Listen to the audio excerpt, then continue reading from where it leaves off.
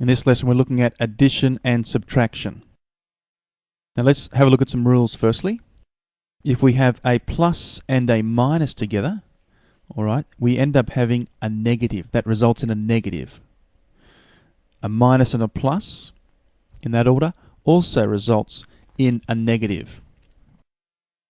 A good way to remember that is mixed means minus. Alright, if you have a mixture of signs, a positive and a negative, or a negative and a positive, we end up with a negative.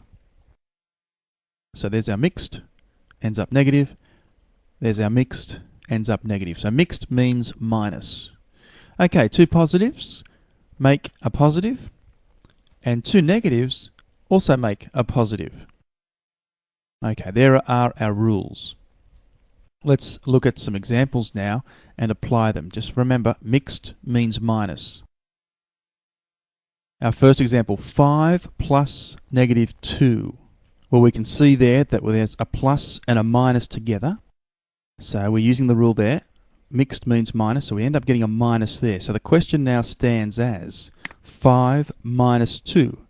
And that, of course, equals 3. Example 2, 6 minus negative 8. We'll look for the two signs that are right next to each other. This time, two negatives, and two negatives make a positive. So we'll write the plus there, up the top. So the question now stands as 6 plus 8, and that equals 14. Example 3, 4 minus positive 5.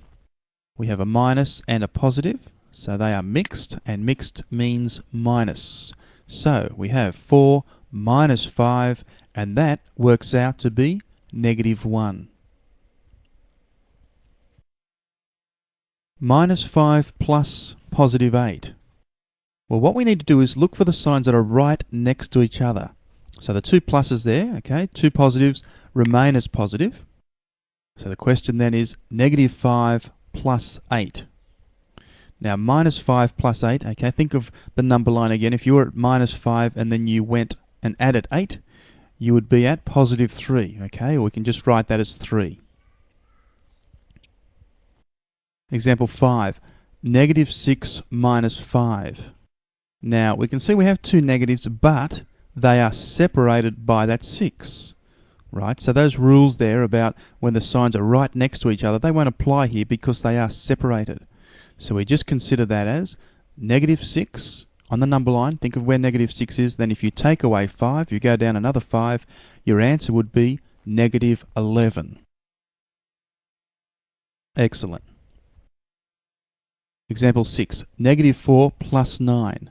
Again, looking at those two signs, a negative and a positive, they are separated by the 4. So we just treat them separately. Negative 4, then we add 9, our answer would be 5.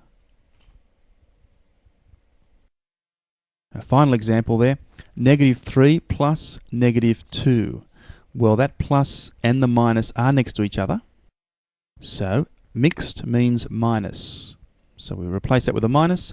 So the question now is negative 3 minus 2.